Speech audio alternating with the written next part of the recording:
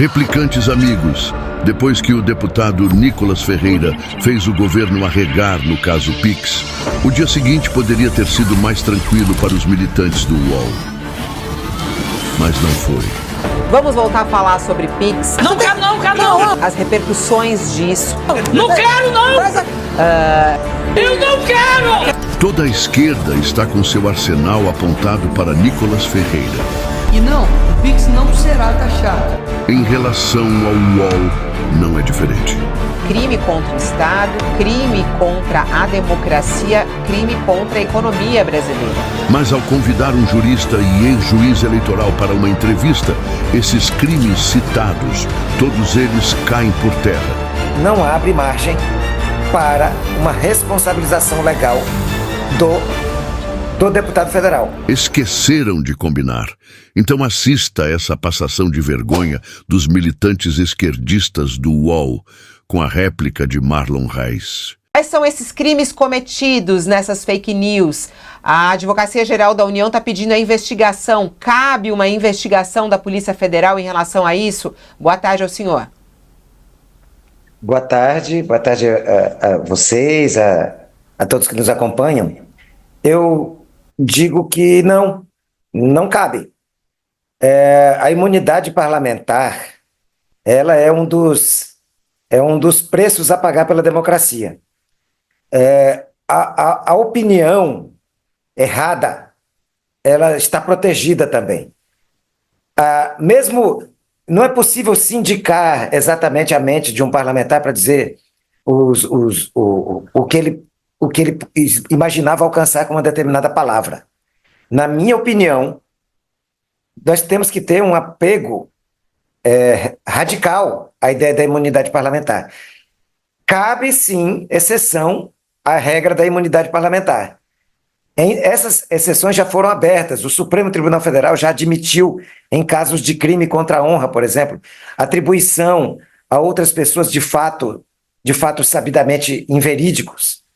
Mas quando nós falamos da análise de um ato do governo, a oposição tem o direito de ser dura, cruel, brutal e tem o direito de ter opinião errada. Agora, outros que propalaram essa fala, divulgaram, compartilharam, levaram adiante e que não são parlamentares, não estão acobertados pela cortina que protege o deputado federal, no caso. Ele agiu acobertado pelo manto da imunidade parlamentar. Só porque tem uma outra questão que está nisso. Dentro da Câmara dos Deputados, ele pode responder a isso, então, ou não também?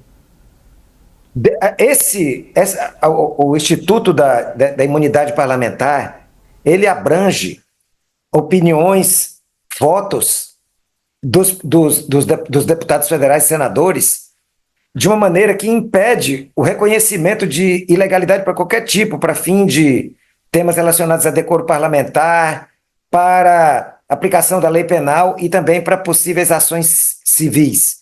Então, na minha visão, não cabe. Além disso, fazendo uma análise fria, eu não acredito que os parlamentares abririam uma brecha como essa, abririam uma exceção, abririam uma oportunidade para que opiniões de parlamentares sejam depois capazes de levar a punições. Acho que é um instituto do qual o próprio parlamento vai fazer uso, não iria aplicar responsabilidade, e se tentasse fazê-lo, eu vejo direito, que não é um direito, eu faço questão de deixar claro, a imunidade parlamentar não é um direito do parlamentar. Ele não está lá no artigo 53 da Constituição como um direito dos deputados federais e senadores. Ele é um direito da sociedade, para que tenham parlamentares capazes de dizer as palavras mais duras que queiram sobre algo de que sejam contra, que o governo tenha praticado, ou estando eles no governo, contra alguém da oposição. É preciso dotar o parlamento e os parlamentares de uma liberdade extrema, rechaçando apenas situações em que como já foi feito pelo Supremo, eu mencionei, se atribui condutas criminosas a alguém em particular. Já houve exceções abertas e reconhecidas pelo Supremo. Mas fora isso, essa imunidade ela deve ser preservada não pelo parlamentar, não é pelo Nicolas Ferreira, não é por um deputado federal, é um direito da sociedade de ter os parlamentares falando da maneira mais livre possível. Doutor Marlon, eu entendi o seu ponto de vista. O senhor acha que o escudo da imunidade parlamentar impede que o Nicolas Ferreira seja acionado criminalmente por exercitar esse seu, ainda que de forma enviesada, esse seu direito à liberdade de expressão, não é? Agora, supondo que o governo insista em acioná-lo, o senhor acha que haverá dificuldade para enquadrar a declaração dele como uma declaração criminosa? Porque ele, mais do que expressar uma opinião, ele divulgou uma versão que parece meticulosamente construída para propagar meias-verdades, realçando a parte que é mentirosa.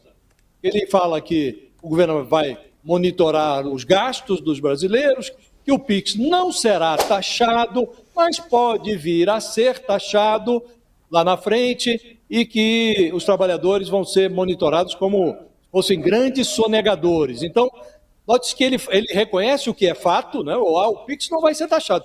Mas pode vir a ser. Não é muito difícil enquadrar uma declaração como essa, muito estudada como algo criminoso? Bom, a gravidade do que ele falou é evidente, mas é uma gravidade que se situa no âmbito, como eu mencionei, daquilo que está cobertado pela imunidade parlamentar, que é muito mais do que a liberdade de expressão. A liberdade de expressão ela é um direito de todos. A imunidade parlamentar é muito mais do que a liberdade de expressão e é só para os parlamentares. Então, quando nós vamos procurar na legislação penal, é difícil encaixar também um dispositivo que se amolde exatamente ao que aconteceu. Eu entendo que isso acontece justamente porque esses dispositivos não foram editados justamente por se saber da transcendência da imunidade. E não dá para, em matéria de direito penal, fazer arranjos.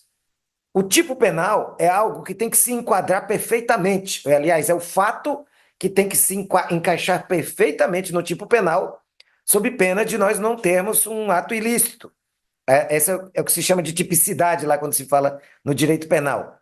O fato tem que ser típico. Para ser típico, ele precisa se adequar, sem nenhuma dúvida, ao tipo penal, à letra da lei.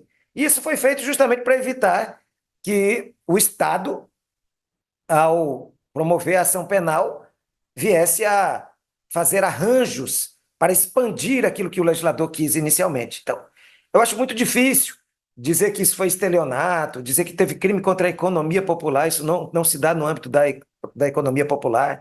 É difícil. Eu vi algumas tentativas, respeito, só que imunidade parlamentar não se brinca, porque quando você quebra, você corre o risco de podar as palavras que precisam ser ditas por pessoas que façam de forma responsável.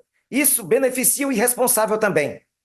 Mas não se pode abrir mão disso, porque isso está na base, na essência da democracia, e o parlamento é a estrela maior do processo democrático.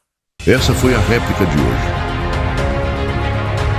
E se você chegou até aqui, nós queremos saber qual é a sua opinião. Entre nos comentários e deixe a sua réplica.